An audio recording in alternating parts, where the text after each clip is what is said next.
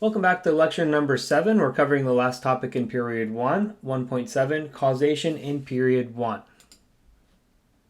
The learning objective is explain the effects of the development of transatlantic voyages from 1491 to 1607. And all the key concepts that we're going to go over here in topic 1.7 are the same ones that we talked about in topic 1.1, contextualizing period 1. The big difference is the way in which we are interpreting these key concepts. Now we're focusing more on causation, how the things that we've studied caused other things to happen. We'll also examine some of the effects. We're starting with the effects of environment on native societies. The key concept is, as native populations migrated and settled across the vast expanse of North America over time, they developed distinct and increasingly complex societies by adapting to and transforming their diverse environments. Natives' living patterns were really a direct result of their environment, so there's that causation. The Aztecs, as you can see on the far right, were living in that marshy area in the middle of Lake Texcoco. They adapted to their environment by creating canals that also served the purpose of irrigation on the Chinampas. Also on the screen are the mound builders and also the use of Three Sisters farming commemorated on this coin. The use of agriculture and the division of labor that it yielded led to more solidified gender roles in native societies. The next key concept says different native societies adapted to and transformed their environments through innovations in agriculture, resource use, and social structure. One of the ways in which Native Americans transformed their environment is through the use of fire ecology. That's using controlled burns in the forest to clear the forest floor of brush for easier navigation and hunting, while also encouraging new plant growth. As native societies began to use agriculture more and more, they began utilizing Three Sisters farming. They became more sedentary or staying in one place. And finally, another way in which they are transforming their environment is through the use of irrigation channels such as the chinampas that were created here in Tenochtitlan.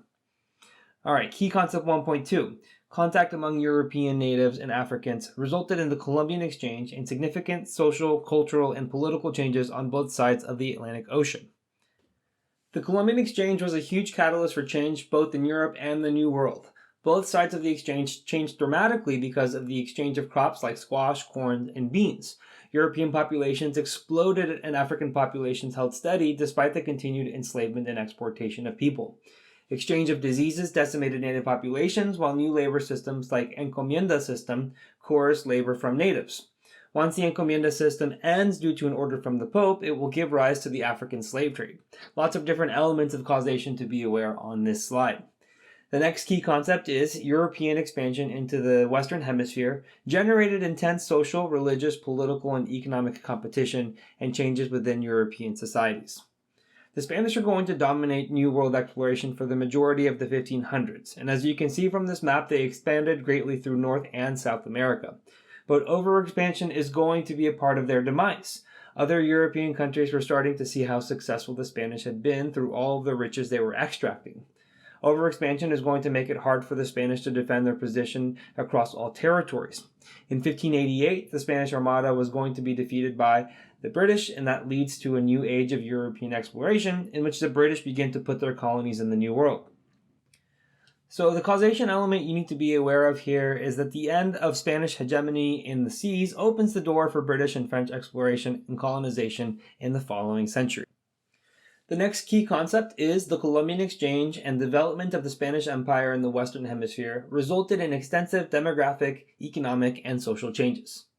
We've covered the demographic shifts that were brought about by the Columbian exchange in earlier slides, so let's focus on the economic and social effects of the Columbian exchange. The gold and silver that was extracted from South America and from Mesoamerica was being turned into coins, and then that was changing economies all across Europe. The College Board course and exam description is adamant that it led to the start of capitalism in Europe. Sometimes gold that wouldn't make it all the way back to Spain would be intercepted by sea dogs, British ships sanctioned by the crown to attack Spanish ships going back to Spain, and then steal the treasure that they had inside. As for the social impacts of the Columbian exchange, we see the expansion of Catholicism across the Americas. Clearly, it would not have arrived or taken hold without conversions being a Spanish goal in the expansion in the New World. And our final key concept is, in their interactions, Europeans and Native Americans asserted divergent worldviews regarding issues such as religion, gender roles, family, land use, and power.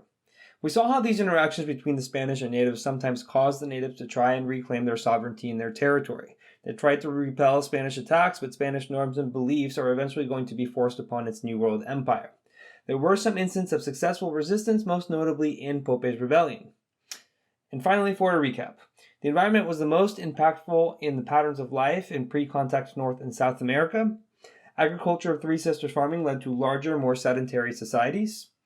The Columbian exchange impacted both sides dramatically, the New World and the Old World, but it was fatal to the New World. A lot of people died because of the diseases that were being brought over, and a lot of people died because of the subjugation that the European powers put the natives through. Europeans forced their beliefs on those that they conquered, and the mineral wealth that was found in the New World leads to the start of capitalism in the Old World. And notice how every part of the recap here, every bullet point you see, includes some kind of cause and effect. Thank you for watching. If you would like to watch the next lecture, you can click on the video link on the screen. And if you're looking for more practice to help you on the AP exam, you can visit apushslides.com. I wish you the very best in all of your studying, and I hope to see you back on the next lecture.